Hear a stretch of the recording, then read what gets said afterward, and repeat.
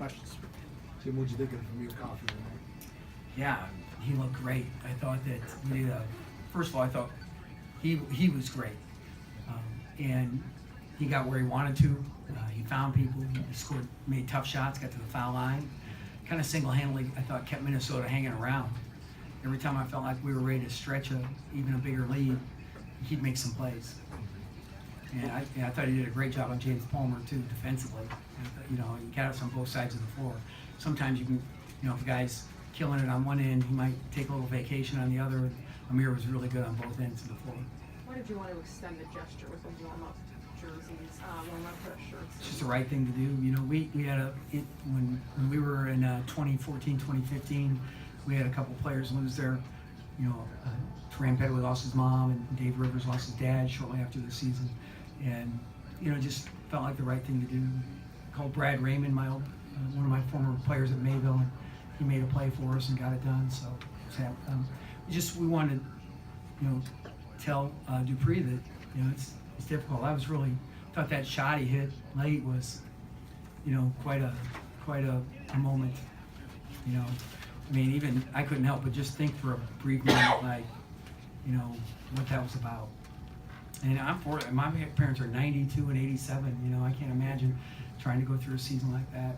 It's very difficult. Tim, you guys are up 13 in the second half. What, from your vantage point, was it more of a defensive lapse issue, or?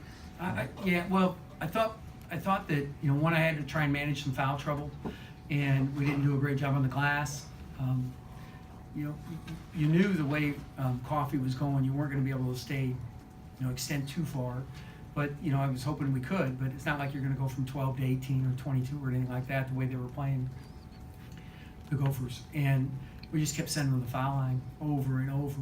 And I just think that foul trouble and sending them to the foul line, you know, was a cumulative effect.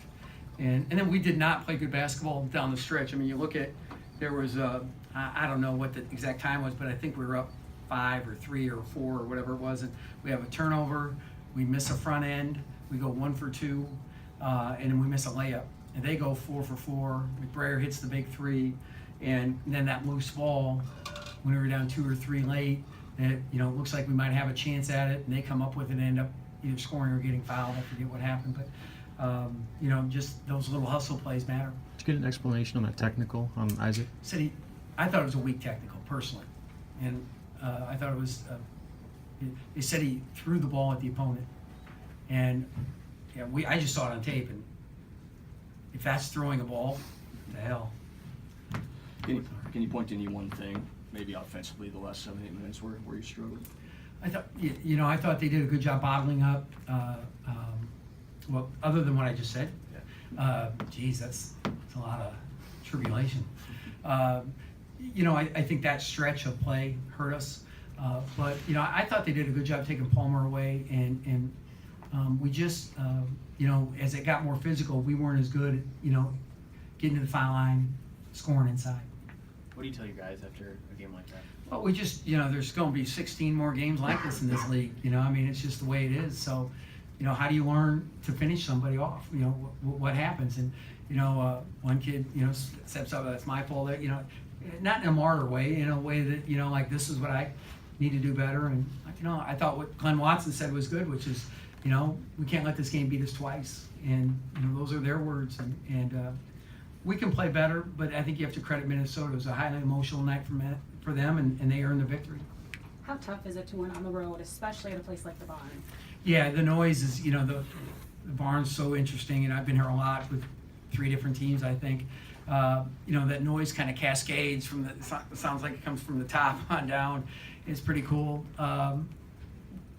When you're on the receiving end, not so cool. But you know, it's just, it's a hard place because the noise is different. You know, it reminds me of Purdue. Purdue's like a tin can. You know, the engineers knew what they were doing there, and it just it's a different noise. You know, it's like an all-encompassing noise, and you know, it affects you. There's no doubt about it. So hopefully we can learn from it. What did you see out of Isaiah tonight? He was much more aggressive, and I was happy about that.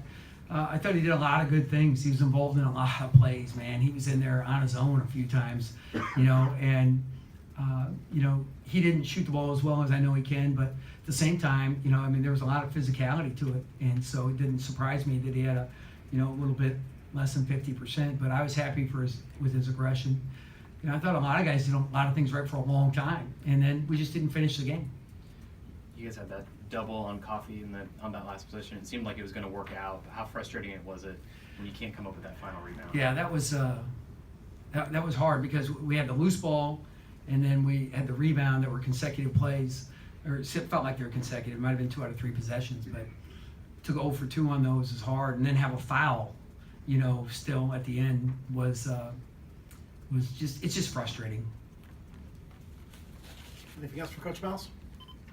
Thank you.